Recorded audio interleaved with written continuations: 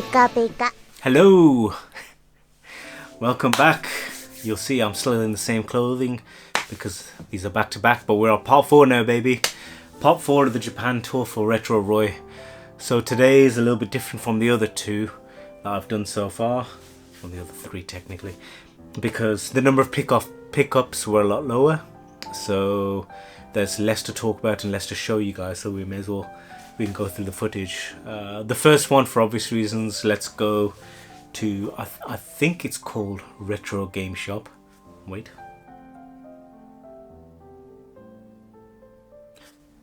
Retro Game Camp. And this one's kind of like on the main road. So it's on the main high street, really busy, tons of people, loads of stuff happening. And yeah, have a look at the video.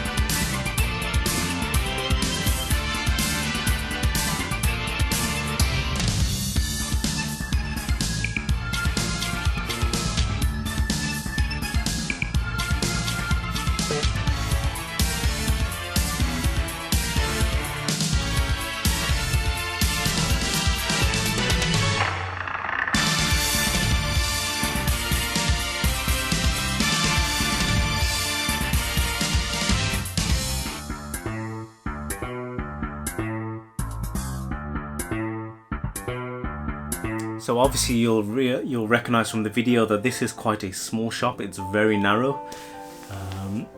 It's very narrow and there's not a lot of space. There's a lot of stuff crammed in. There is an upstairs. Downstairs was mostly the Nintendo stuff. Upstairs was the Sega and other stuff.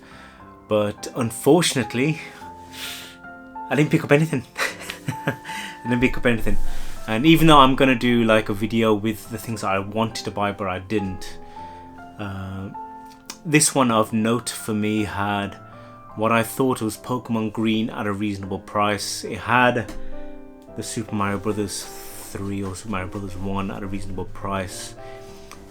They had, although I wasn't going to buy it because it was so expensive, they had Dracula X, Castlevania Dracula X on the SNES, which is just there, boxed for quite a bit. I can't remember how much it was. You probably saw in the video, ping above. But it's quite a lot, but I think it's because it's a rare game that the price was steep. And actually they had the original Castlevania, Super Castlevania as well, which is a much more reasonable price. But that was nice to see anyway. Upstairs, yeah, I mean there's the stuff that I just wasn't gonna buy, nothing really of interest. So sadly for me, Retro Game Camp, great little shop, great little store, worth visiting, but no pickup for me. Sorry. Okay, on this next shop I happened to I just happened upon it, so it wasn't on the map of that I did on my research. I didn't know it was there. I had a little bit of time to kill before a a Japanese samba festival. I'll show you some of that later. And I was just walking around, just taking it in or whatever, and I saw it and I was like, could that be related? And it was called Hobby Off. So you got Hard Off, you got Book Off, and then this one was called Hobby Off. And I got all these offs, right? And so I thought I'd have a look. From the outside, at the outset, it looked like more of a toy store, but yeah, cue the footage.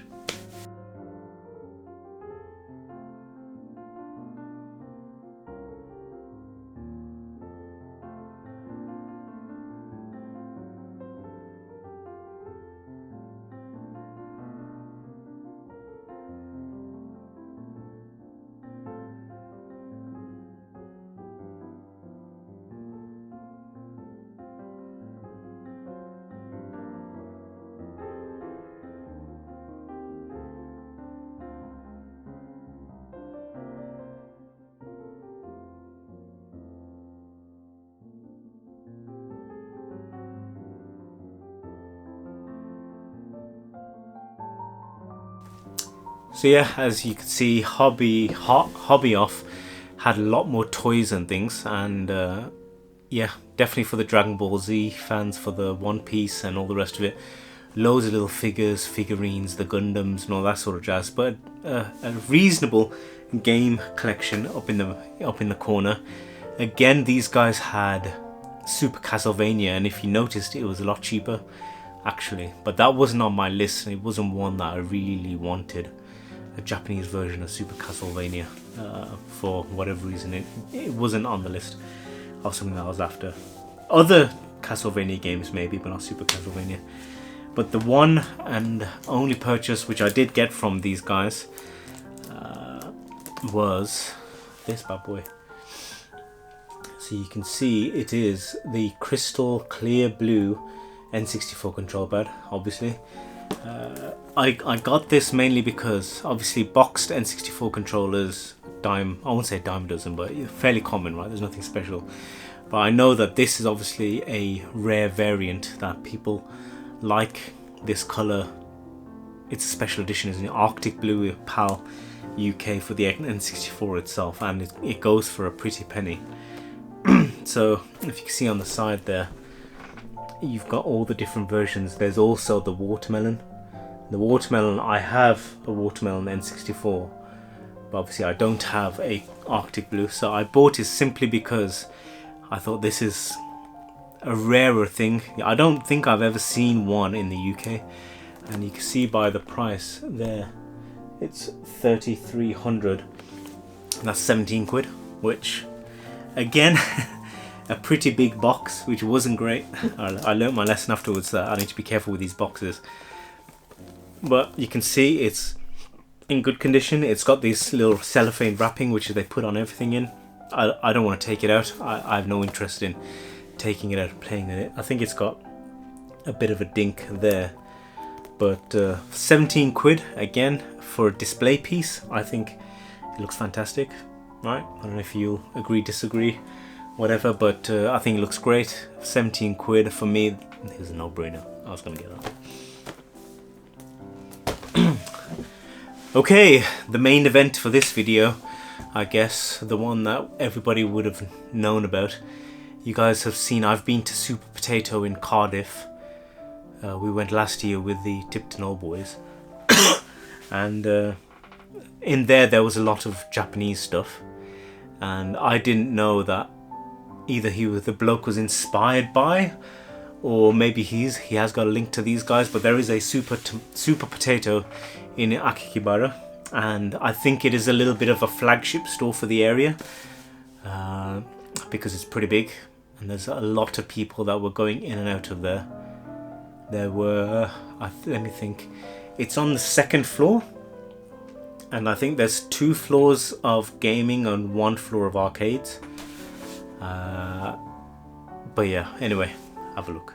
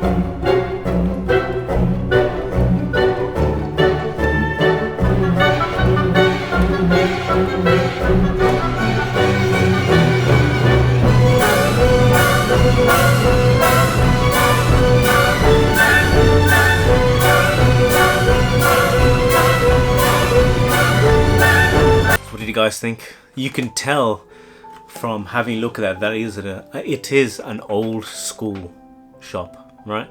Did you get that vibe from it? Akihabara Super Potato has been there for a very long time. That's old school Tokyo. Well, I say old school. It's got the 80s, 90s vibe. 100%. 100% it's got the 80s, 90s vibe. Yeah, I thought it was a great shop. I loved how they crammed so much stuff in. The disappointing thing for me was all the stuff that they had for display, but that was not for sale.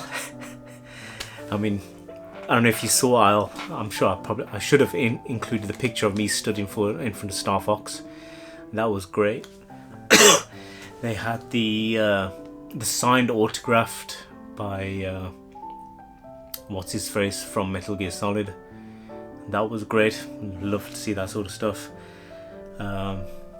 What's his name? Hideo Kojima. Why is his name lost me? Hideo Kojima, the signed PS1 limited edition. That was great. Love to see that. There's so many like cool display pieces which were not for sale, but it just gives you that retro store vibe. I just gave it away when I bought it. Gives you that retro game store vibe compared to like the hard offs, the book offs,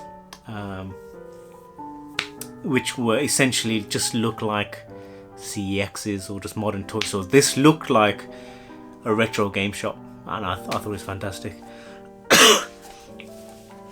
The prices I thought were generally pretty good. They were okay. However, there's there's only one thing that caught my eye, and this is the only place I saw it in all of my trips, in all of my travels, and that was the director's cut of Resident Evil 1 Biohazard on the PS1. So you guys know I'm a Resident Evil fan. It's just there. Or is it just there? One of them just there. And obviously in Japan, Resident Evil is called Biohazard. It's not Resident Evil. They don't know what Resident Evil is. And this is the director's cut, which I didn't have the director's cut on the PS1. And I loved how the artwork of this one was just like a render of the mansion. You know, when you're on the ground floor looking up at the stairs. So I thought that was pretty cool. And then looking inside,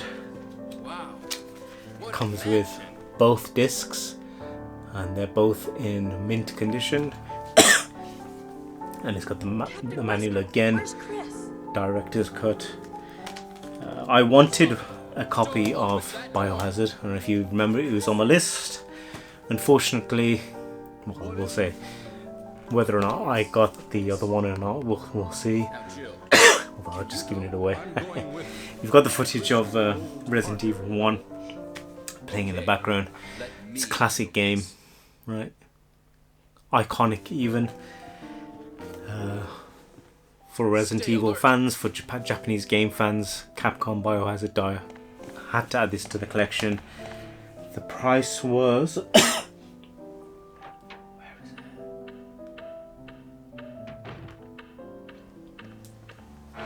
another one that I didn't write the price down for. From memory, it was about 5,700. I think 5,700, which is shy of 30 quid. I think it's more than that. Insert the footage, the price from the footage. I think it's about 30 quid. It may have been more than that though. It may have been more. If it was about 30 quid, I think that's a steal. If it was more, 50, 60 quid, I still think it's a steal. Fantastic piece. One that I was certainly after. It was on the shopping list. And yeah, I'm really happy to add this to the Resident Evil collection. It's going to go on the Resident Evil shelf for sure. Maybe front and center. And yeah, it's a great little piece. So yeah, only just the 2 pickups from 3 stores. Probably disappointing really, considering the scale and the breadth of stuff that was available in Super Potato. Definitely a few pieces that I wish I could have bought, which I'll talk about later. And unfortunately, yeah, like I said, I didn't get anything from Retro Game Camp, which was a disappointment. But I'm not going to say that I let myself down with these 2. I think they're fantastic. So let me know in the comments what you think, and hopefully if you enjoyed that video, like and subscribe. We've got 2 more pickup videos left, let's say. The next pickup video is, I can't pronounce the name of the shop. Just give me 1 second, I'll be able to tell you what it's called. Surugaya Akihabara Toreka Bodogemukan. Right. Once again, well, we'll do the video on it. And yeah, that's the pickups. Oh, and while I'm there, actually, there's another shop where I didn't purchase anything from, but it's definitely worth showing you. And that one is called Famicom Shop Mario. So 2 shops in the next pickup, in the next round of video.